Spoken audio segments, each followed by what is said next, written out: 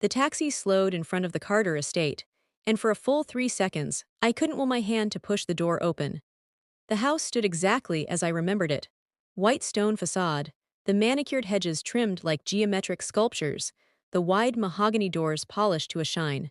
Perfect, immaculate, a museum of a life I never truly lived. I inhaled once, twice, then stepped out. Cold November air brushed my face, sharp enough to sting. The kind of cold that forces your memories to surface whether you want them or not. I rang the bell. The chime echoed inside like it was traveling through a cathedral, not a family home. Footsteps approached, then the door cracked open, revealing my mother with her usual expression. Half polite smile, half disappointment, like she'd been hoping a delivery guy would be standing there instead. "Oh," she said, "you're here early." "Nice to see you too, Mom." She stepped aside. Her perfume, rose, and expensive guilt drifted into the air. "Your brother wanted everyone here by 7, it's barely 6. A pause. "You could have warned us," warned them, as if my arrival was a storm. "I thought this was a family gathering," I replied. She didn't look at me when she answered. "Family, yes, but guests are arriving too. We have an image to maintain." Mom walked ahead, not bothering to check if I followed. I did, because the alternative was standing in the cold wondering why I still felt obligated to show up for people who never showed up for me. Inside, the house smelled like fresh paint and cinnamon candles. I recognized every painting, every framed award my brother earned, every family portrait where my smile looked too forced, too wide, too desperate to belong. My father stood near the dining room archway, talking to a man in a navy suit. He spotted me, hesitated, then cleared his throat. "You made it," he said, like I was a plumber arriving to fix a leak. "I did," he nodded, gave me a stiff pat on the arm, then returned to his conversation. That was my welcome. In the living room, my brother Evan and his fiancée, me, sat on the couch. She was perched perfectly, straight back, legs crossed, hands gently folded in her lap like she was posing for a bridal magazine. Her smile was immediate and sugary, the kind that sears your gums. "Lena," me jumped up with a little gasp. "You're here." Evan rose slower, more cautious, as if my presence might carry consequences. "I'm glad you came," he said. "We weren't sure you'd make it." "I said I would," I reminded him. "Yes, but well, you usually cancel." A gentle jab hidden in brotherly innocence. "I'm here now." Me looped her arm through Evan's, leaning into him. "We want tonight to be perfect. Our family's meeting officially, it's so special, isn't it?" She giggled softly. "I know crowds make you uncomfortable, but don't worry, we'll keep it simple." I forced a smile. "I'm not uncomfortable." "Oh," she murmured. "I just assumed." Assumed. She was full of assumptions, about me, about everyone. An older woman entered with a tray of drinks and me snapped upright. "Put those by the fireplace, please, and wipe the rims." When the woman left, me whispered, "She's sweet but terribly slow." Evan chuckled, brushing me's shoulder like she'd said something adorable. For a moment, I wondered if I was witnessing my brother slowly becoming someone I didn't know. Or maybe someone he had always been, and I simply hadn't wanted to see it. "Come sit," Evan said. "We were just talking about gifts." Me clapped her hands together, eyes sparkling. "Yes. We did a little pre-celebration exchange." She pointed at the coffee table where several wrapped boxes sat, ribbons tied with perfect bows. A single cream-colored box sat in front of a chair opposite them. My chair. My mother's voice rang out from behind me. "Go ahead, Lena, open it." I turned slowly. Her expression was bright, expectant, like this was something she had rehearsed. A warning tightened in my stomach. I sat down and pulled the box toward me. The ribbon was silk, soft beneath my fingers. I lifted the lid. Inside lay a single women's survival kit. Glittery pink packaging, complete with a miniature wine bottle charm, stress ball, and a book titled How to Thrive Alone When Everyone Else is Happy. Something in my chest flickered. The words blurred for a second, then sharpened again with stinging clarity. Evan laughed awkwardly. "It's a joke." Me shook her head. "Not completely. We thought she made a small pout. "It could be helpful. You're always so busy, it might guide you." "Busy," I repeated. "Emotionally," she added. My mom chimed in. "We just worry about you. You're nearing 30 and you haven't been in a committed relationship in years." My jaw tightened. "You don't know anything about my relationships." "Of course we do," Mom said, as though my privacy was theirs by default. "You never bring anyone home." Maybe because home never felt like home. I closed the box slowly, setting it on the table with deliberate gentleness. "It's thoughtful," I said. Me blinked. "Really?" No, I replied, but I appreciate the effort. The air shifted. Me's syrupy smile faltered. Evan rubbed the back of his neck, unsure how to respond. My mother exchanged a quick look with my father, one I had seen 1,000 times. A look that meant, she's being dramatic again. My brother cleared his throat. Maybe we should all relax, the dinner starts soon. But something inside me had already begun to unravel, not loudly, not violently. Quietly, precisely, like a thread slipping out of its stitch. And I knew, with a heaviness that settled deep in my bones, that tonight was not going to unfold the way my family expected. Not this time. Dinner preparation looked like a corporate event instead of a family evening. Caterers moved in coordinated patterns. Crystal glasses were arranged like museum pieces. My mother oversaw everything with military precision. I stood near the window, watching the first flurries of snow drift through the air. A rare early snowstorm for November. It softened the world outside, but inside, every emotion sharpened. Me stepped beside me. "Pretty, isn't it?" she said. "Snow always reminds me of purity." I didn't respond. "So," she continued, voice dropped softer, "I hope I didn't offend you earlier. The gift was meant to be supportive." I turned to her. "You humiliated me in front of your parents." Her eyes widened slightly, then flickered with something calculating before settling back into sweet innocence. "Oh, Lena, don't be sensitive. Everyone knows you have a different path." She curled a strand of hair behind her ear. "Not everyone is meant to marry early. Some people find purpose other ways." "Some people," I echoed. "Like artists," her smile stiffened. "Well, yes, you know how unstable creative careers can be." "I do just fine." She tilted her head. "Of course, I didn't mean you're unsuccessful. I only meant you might still be searching." Her tone carried the softness of silk and the sting of a blade. "Searching for what? For direction," she exhaled lightly. "Evan told me you sometimes feel lost." Something snapped quietly inside my chest, small but loud enough for me to hear it clearly. "Did he?" I murmured. Me bit her lip as if trying to recover. "Well, all families talk. He didn't mean anything bad." I could feel the old versions of myself, the silent one, the polite one, the shrinking one rising to the surface. This time I pushed them back down. "I'm not lost," I said. "I just stopped following a map you all drew for me." Her smile vanished, replaced by confused irritation. Before she could respond, my father's business partner, Mr. Grayson, entered the room. "Dinner is ready," he announced. Everyone moved toward the dining table. The chandelier overhead cast glittering lights across the polished wood surface. I took my seat, glasses clinked. Small talk fluttered around like delicate paper birds. I stayed mostly quiet, watching, listening. Then Mr. Grayson's wife leaned toward me. "So Lena, what do you do these days? Your mother mentioned something artistic." She said the word like it was a disease. My mother smiled tightly. "She goes through phases. Sculpting one year, painting the next, still trying to figure things out." "I own a small studio," I corrected. "Clients book me months in advance." Mom waved a hand. "Hobby income." Dad laughed softly. Evan glanced at me before clearing his throat. "We just want you to find stability, Lena, that's all, something secure." "You mean something respectable," I replied. "Reliable," Mom added quickly. "Not like those gallery people you used to date." My blood warmed. "My personal life isn't up for discussion." "Oh please," my mother scoffed. "There's nothing to discuss." My fork froze halfway to my lips. Nothing to discuss. Because in their minds, if they didn't acknowledge it, it never happened. My father sipped his wine. "Anyway, when Evan and me marry, we'll make an announcement. Maybe feature the whole family." Me nodded vigorously. "Yes. We're planning a magazine spread.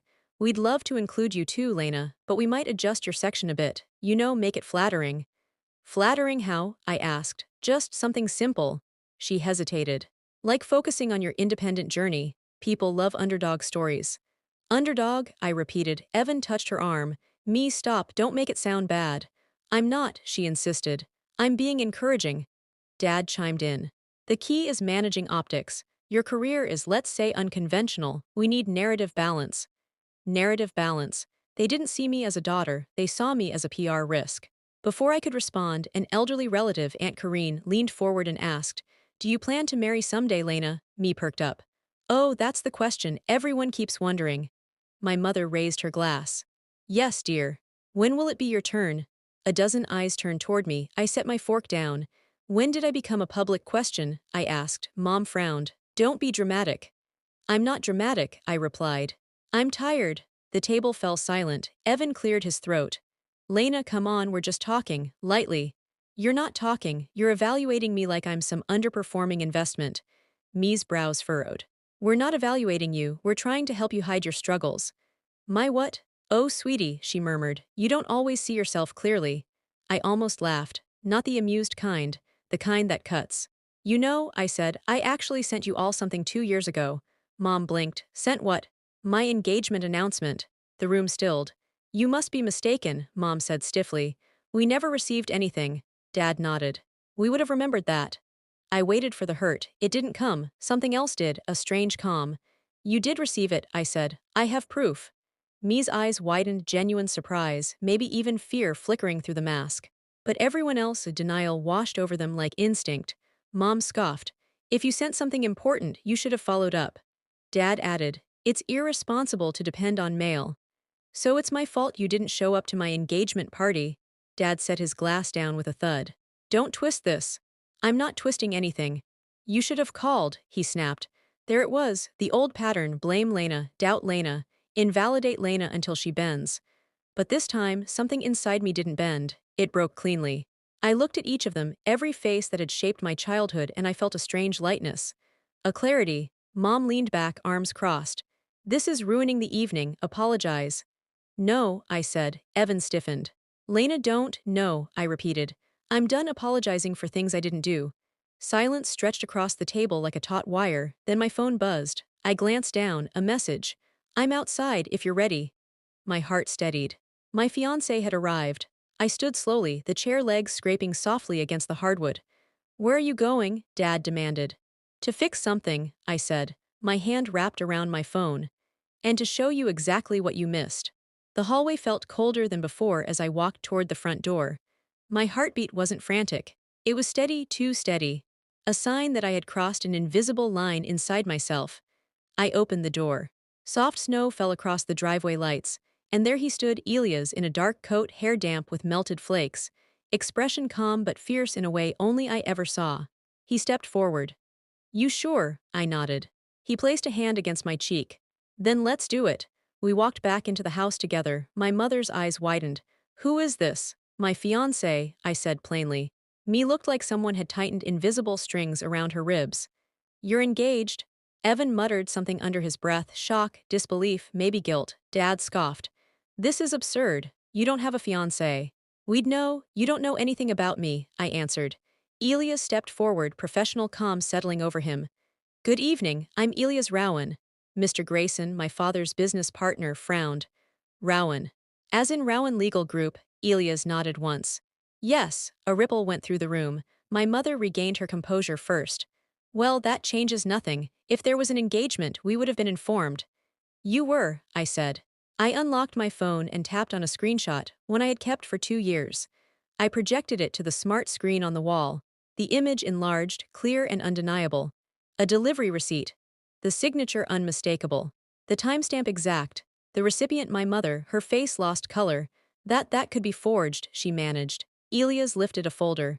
We have the original tracking data, verified. Me shot to her feet. This is too much, why bring a lawyer? What are you planning, to ruin their night? No, I replied quietly. I came to get the truth. Evan stood, trying to take control. Lena, stop, whatever you think happened, I cut him off. Do you remember what I asked you 2 years ago, Evan, if our family ever cared? He blinked. I don't remember that. You said yes, I said, and then you didn't show up. He swallowed hard. I turned to me. Do you know what it feels like to wait for your family at your own engagement party? To check your phone every 5 minutes, hoping for a message, any message, while your friends whisper that maybe your family doesn't care. Me's lips parted, but she didn't speak. And then, I continued, to see your own invitation buried in your mom's inbox, marked as read, unopened. My mother finally snapped. Enough, you're humiliating us. I met her gaze calmly. You humiliated me first. Dad stepped forward. This ends now. Elias or whatever your name is, leave. Elias didn't move. I'm here because Lena discovered something else, something you need to hear. Dad's expression hardened. I don't want. It concerns her trust inheritance, Elias finished. The room froze, Dad's jaw clenched. That's private. She's your daughter, Elias said. She has rights. And her grandmother's trust deed is legally binding. My father's eyes sharpened with fury. You little, I stepped between them. Don't finish that sentence. For a brief moment, we stared at each other. The man who raised me, the man who taught me silence was safer than truth, the man who looked at everyone except me. You took from me, I said. You labeled me irresponsible, unworthy, unstable just to justify it. Dad turned to Elias. She's delusional. Elias' voice was calm, unflinching. We have bank statements. Me whispered, oh my God, my mother sank into her chair. Evan stared at the floor. For the first time in years, I didn't feel small. I felt seen. Dad finally broke the silence with a single word. How much? Elias didn't blink. Half your estate division is owed to Lena. The air snapped. Mr. Grayson rose abruptly. Richard, he said, voice tight with shock and disgust, you told us your family affairs were settled, that your assets were clean. Dad's tone dropped to a desperate whisper. This is a misunderstanding. But even he didn't sound convinced. Elias spoke again. We're not here to destroy you, we're giving you the chance to correct it quietly. And if we refuse, Dad asked. Then it won't be quiet, Elias replied. At all. My parents stared at me like they were seeing a stranger. Maybe they were. You plan to erase me, I said, but I'm still here. Me took a trembling breath. Lena, I didn't know. Evan looked up finally. I'm so sorry, I should have. It's too late, I said gently. I slid my hand into Elias. Tonight was your celebration, I said quietly. I didn't come here to ruin it. I came here because I'm done living quietly while you decide who I am. No one spoke. Not even me, not even Dad, not even Mom. I stepped back toward the hallway. Elias squeezed my hand. Ready? Yes. As we walked out, I heard my mother whisper, barely audible. What did we do? For once, I didn't carry the weight of that question. It belonged to them now, and I wasn't turning back. Snow dusted the driveway as Elias and I stepped outside, but neither of us moved toward the car. The cold bit through my coat, yet I barely felt it. My mind was a storm, quiet, controlled, but swirling with every moment that had led to this night. Elias watched me closely. You okay? I exhaled. I'm not sure what I am, he nodded. You handled that better than I could have imagined. Did I? I asked softly. Because somewhere inside, beneath the calm exterior, guilt tugged, soft, persistent. Not for exposing them, not for demanding what was mine, but for still caring about the damage that truth would cause. They're still my family, I said. Being related doesn't make people family, he replied. Behavior does. Before I could respond, the front door swung open. Evan stepped out, his breath fogging in the cold air. Lena, wait. Elias moved slightly in front of me, a subtle instinct, but I touched his arm. It's okay. Evan jogged down the steps, stopping a few feet away. His eyes were wide, torn between shock and something resembling fear. What the hell was that? He whispered harshly. The truth, I answered. You shouldn't have done it in front of everyone. I let out a bitter laugh. Of course, public image first, he winced. Don't twist this. I'm not twisting anything, Evan. You and I grew up in the same house. You know exactly how they work. He looked away. They're under a lot of pressure. The business, the wedding, Mom's been stressed. So that gives them the right to erase me. His jaw clenched. No. But this wasn't the way. And when exactly would have been the right time? I asked. When they cut me out of the will officially, when they rewrote every part of my life into some pitiful backstory. He ran a hand through his hair. God, Lena, his voice softened. We're siblings, I didn't want this for us. I swallowed the sting in my throat. You didn't want it badly enough to stop any of it. He flinched like I'd struck him. Look, he whispered. Dad, he's furious. About Elias, about the inheritance, about everything, you're blowing up decades of planning. I met his eyes. That's not my responsibility. Evan stepped closer, lowering his voice. You don't understand what's at stake. The company is tied into the wedding, the partnerships, the expansion. Dad said if anything controversial surfaced. What, Evan? I asked. If his own daughter spoke up, if the golden narrative cracked, he swallowed hard. If investors lose confidence. There it was, the truth under the truth. You're scared about losing money, I said quietly. No, he protested. I'm scared of everything falling apart. It was already falling apart, I whispered. I'm just the first one who stopped pretending. His shoulders slumped. Don't go like this. It's the only way, I said. Behind him, the door opened again. Me appeared, her coat draped over her arms. Her expression was tense, her eyes calculating beneath the concern she tried to mimic. Evan, she called. Everyone's starting to ask questions. Come inside. He hesitated, torn. I stepped back. Go. They need their perfect son. He looked at me, guilt saturating every feature. Lena, please don't make this worse. I opened my mouth, then closed it. There was nothing left to say. Evan turned slowly and followed me inside. The door closed. The night went still. Elias rested a hand on my back.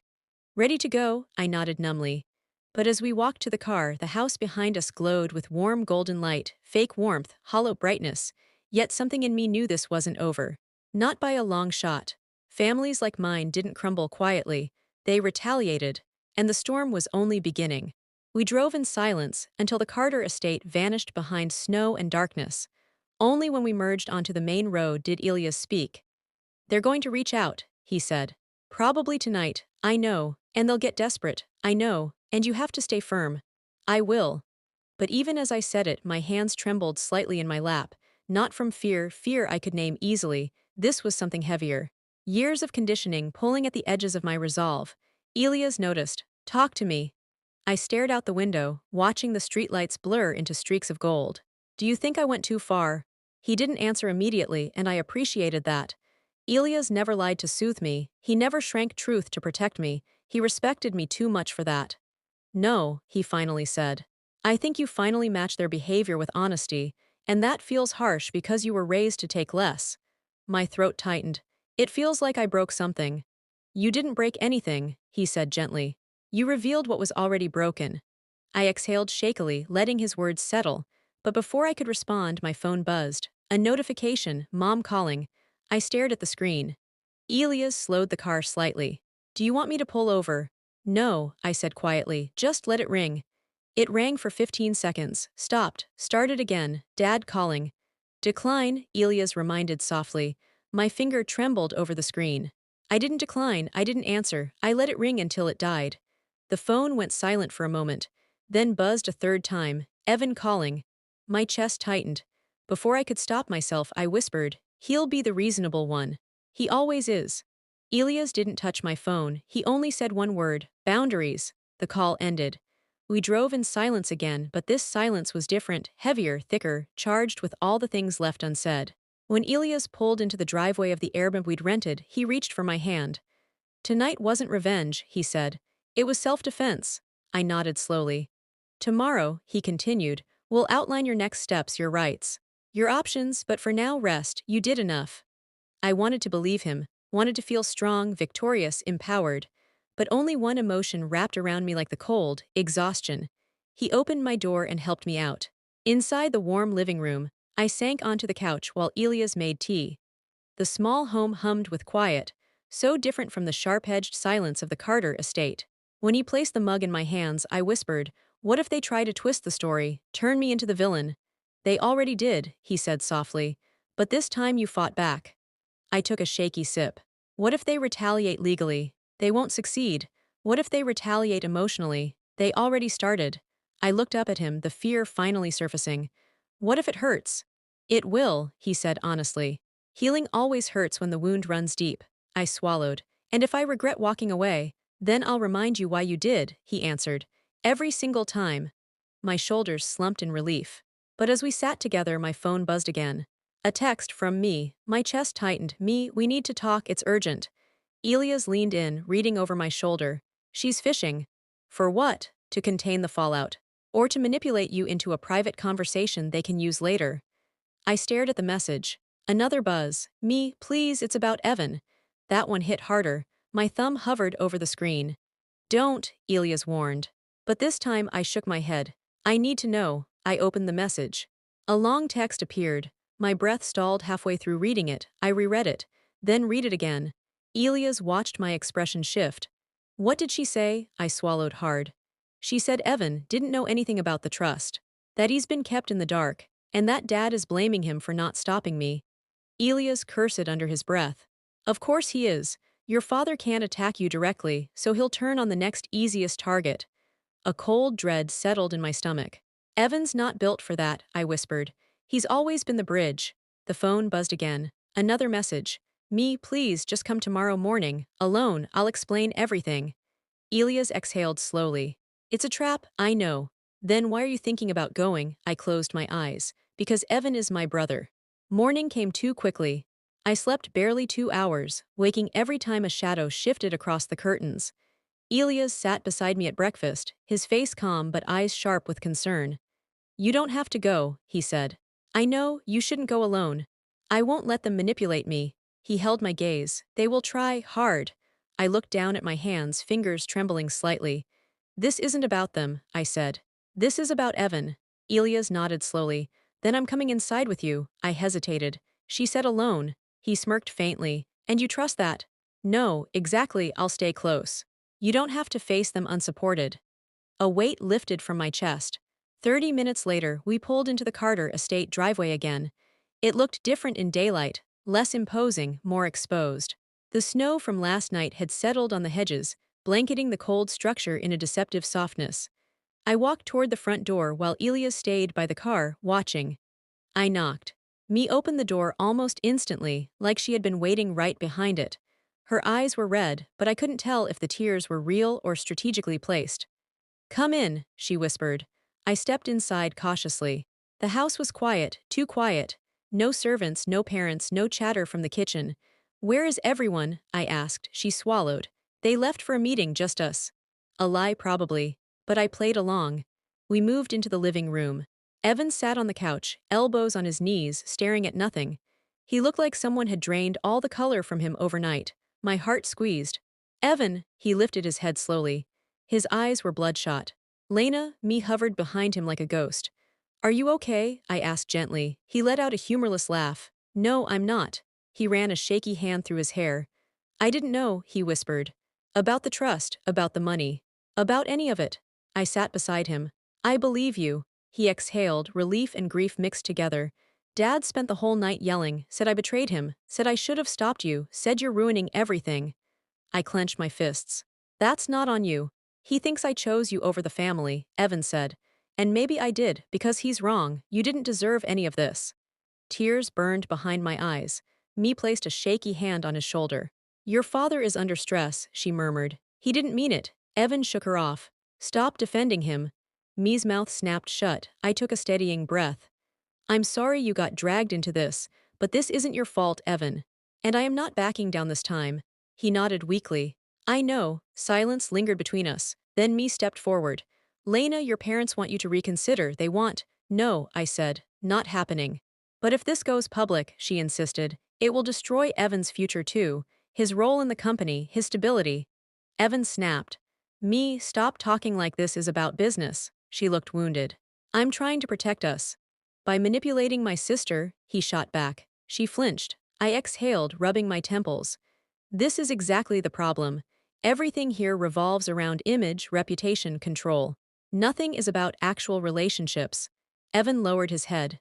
"You're right," Me whispered. "So what do you want, Lena? What will make this end?" I stared at her and realized she truly believed that everything had a price. "I want the truth acknowledged," I said. Out loud, not hidden, not twisted. "We can't do that," she whispered. "It would ruin them." "They ruined it themselves." Evan reached for my hand. "What happens now?"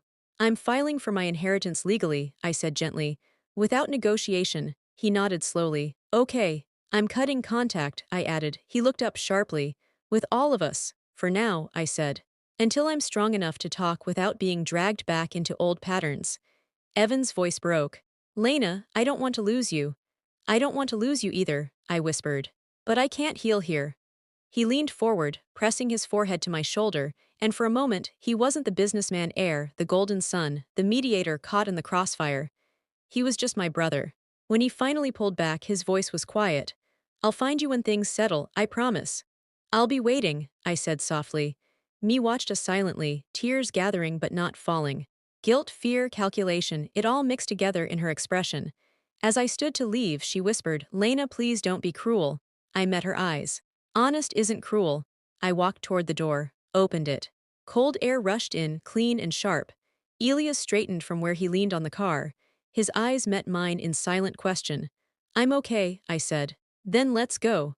But before I stepped outside, Evan called out behind me. "Lena," I turned. He gave me a small, fragile smile. "Thank you for not giving up on me." A tight ache pulled at my heart. "I never will," I whispered. Then I walked out. The door closed behind me with a quiet finality, and as Elias opened the passenger door, I realized this wasn't the end of the conflict. It was the beginning of the life I chose, not the one chosen for me. For 3 days, the world outside felt unreal. Elias and I flew back home to Austin, escaping the cold pressure of the Carter estate. But even under the softer Texas sun, the emotional weight followed me like a shadow I hadn't yet learned to step out of. I hadn't blocked my family, but I hadn't answered a single call either. That silence created a strange new equilibrium, peaceful on the surface, trembling underneath, like a lake right before a storm breaks. On the morning of the third day, I sat at my studio desk surrounded by paint tubes and blank canvases. Usually, this room grounded me. Today, it held its breath. Elias walked in, a file in hand. "A courier just dropped this off. From your father," my stomach nodded. "Open it," I whispered. He handed it to me. His fingers brushed mine, steady, warm, protective. The opposite of everything my family's presence created. I tore the envelope open.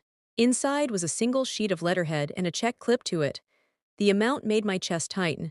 $250,000, not the trust, not an apology, a payoff. Elias leaned over my shoulder, reading the typed message with me. "This is a gesture to end the conflict. Withdraw your legal claim. Stop discussing family matters outside our house." My throat tightened. He doesn't get it. He still thinks I'm for sale. Elias closed the file gently. People like him only understand the world through transactions. "The trust was never about money," I whispered. "It was about acknowledgement." He nodded. "Then don't take it." I placed the check on the table like it was contaminated. "I won't." My phone buzzed, a text from Evan. "We need to talk, please." Another from me minutes later. "Your father is spiraling. Investors are calling. Reporters too. This is getting out of control." And then Mom, "Lena, your actions have consequences for all of us." Consequences. As if I had destroyed something instead of unveiling what was already crumbling. I turned the messages face down on the table and exhaled. Elias touched my shoulder. "You knew there'd be pushback." "I did," I said, "but I didn't expect them to fall apart this fast." "They built their empire on a flimsy foundation," he replied. "You just stopped holding the walls up." I wanted to feel triumphant, but instead I felt tired, hollow, disappointed in people I had spent a lifetime hoping would be different. Later that afternoon, Evan finally called. For the first time I answered, his voice cracked immediately. "Lena, Dad collapsed." I froze. "Is he—" "Not dead," Evan said quickly. "But close. He had a stress-induced cardiac event at a meeting this morning. He's in the hospital." I sat down slowly. Elias knelt beside me, his hand steadying mine. "Is he awake?" I whispered. "No," Evan replied. "Doctors said it's serious." A long silence stretched between us. Then Evan added, voice breaking, "Mom says it's your fault." My chest tightened so sharply I couldn't breathe. Before I could respond, he rushed out. "I don't believe her, I don't, but she's panicking." "Everyone is," reporters reached out. "Rumors are spreading, investors are backing away." My pulse hammered. "Evan, I didn't want this." "I know," he said, "but it's happening." "Are you blaming me?" I asked softly. "No," he said, "but I'm begging you, come to the hospital. Please?" I stared at the floor. Part of me wanted to go. The daughter in me, the girl who once waited to be chosen, still longed for connection. But another part, the grown woman who finally broke the cycle, whispered, "If you go now, it all resets. They'll start rewriting the truth again. They'll guilt you back into silence." Elias squeezed my hand gently. "Lena," Evan whispered on the phone. My decision settled like a stone in my chest. "I'm not coming right now," I whispered. "I can't." Evan didn't respond immediately. I could hear him breathe, a shaky exhale of disappointment and sorrow. Finally, he said, "I understand." But he didn't sound like he did. "I'm here if you need me," I said weakly. "I always need you," he replied, "but I need you to take care of yourself too." I closed my eyes. "Thank you." After he hung up, I pressed my palms to my face. Elias held me as the weight of years of mixed loyalties and broken bonds pulled at the edges of my resolve. "You didn't cause this," Elias murmured into my hair. "The truth did." But the truth hurt all the same. The next morning, Evan texted again. "He's awake, he wants to talk to you." My chest tightened. I stared at the message for a long time before replying. "Not yet." His response came quickly. "I get it. I'll protect you." I didn't realize tears had slipped down my cheeks until Elias wiped one away. "You're doing the right thing," he said softly, "but right things are rarely painless." And endings, true endings, never happen cleanly. The next week passed like walking on glass. Every step careful, every decision deliberate. My family sent messages that ranged from guilt to anger to pleading. None of them said sorry, not once, not in one word. And that silence became my answer. On Friday afternoon, as sunlight poured into the studio windows, Elias entered holding his laptop. They filed a motion, he said quietly. Your parents. My stomach dropped. Against me, he nodded. To delay the legal proceedings, they're trying to buy time. I thought they were overwhelmed. They are, Elias replied, but they're still the Carters. Their pride won't let them surrender without trying to corner you in return. I sank into my chair. What do we do now? We follow through, he said. We don't bend, I nodded, but my heart felt heavy. Elias sat beside me. You want to hear something ironic? What? They could have avoided all of this with a single genuine apology, he shrugged. But some people would rather burn down everything than admit they were wrong. I let out a shaky breath. I didn't want to destroy them. You didn't, he said seriously. You just stopped being their scapegoat. That truth settled inside me like a new foundation. For the first time in my life, I wasn't trying to fix what they broke. I was standing on my own ground. That evening, I turned off my phone and went for a walk alone. The sky was soft pink, the air heavy with the scent of cedar and the sound of distant traffic. I walked until the sun lowered, painting long shadows across the path. My mind replayed decades of moments. My mother critiquing every dress I wore. My father dismissing every accomplishment. Evan apologizing for them quietly. Me's sweet venom comments. My engagement invitation ignored. My inheritance hidden. My existence rewritten. Then Elia's steady hand. His unwavering defense. His grounding presence. My own voice finally being heard. Somewhere between those memories, clarity bloomed. I wasn't mourning them. I was mourning the version of myself who believed I needed them. The ending didn't need to be loud. It needed to be honest. When I returned home, I found Elias sitting on the porch steps, watching the sky darken. He stood when he saw me. How do you feel? Lighter, I said. He smiled. Good, I hesitated. Do you think I should send something? To them, do you want to? I thought about it, then nodded. I think the story should end with me choosing peace, not war. Elias kissed my forehead. Then choose peace for you, not for them. That night, I wrote a message. Not long. Not bitter, not apologetic, just true. I wish you healing, but I won't be returning. I'm building a life rooted in honesty, not fear. I hope someday you understand. Goodbye, I sent it. Then blocked the family group thread. For the first time, the silence that followed wasn't suffocating, it was freeing. The following days brought a kind of clarity I had never known before. I painted again, bold strokes, fierce colors, no hesitation. People noticed. New clients booked sessions. My art finally had a voice unfiltered by the expectations of others. And on the first Saturday of December, Elias brought me to the rooftop of a downtown building where fairy lights flickered under the night sky. The city shimmered below us. He took my hands. Lena, he whispered, you've rebuilt yourself piece by piece, and I want to build the rest of our life with you. My breath caught. He knelt slowly. Marry me, not to fix anything, not to prove anything, but because you deserve a life filled with love, not conditions. Tears blurred the stars above him. Yes, I whispered. Yes. He stood and wrapped me in his arms, holding me the way no one ever had, not as a price, not as an obligation, but as a partner. Fireworks from a nearby festival burst above the skyline, scattering gold light across the night. Elias laughed softly. Perfect timing. I shook my head. No, perfect life beginning. He kissed me. And in that moment, high above the city that felt like freedom, I realized something powerful and simple. The competitor's story ended with freedom. Mine ends with freedom, love, growth, and a new future I chose for myself. Not running away. Not escaping. Building, rebuilding, becoming. Months later, when our wedding day arrived, with Elias' warm family gathered around, my paintings displayed proudly at the reception, and joy overflowing like something I had earned, I felt no anger toward the Carters. Only closure. Real closure. The kind that comes when you stop chasing love where it never lived.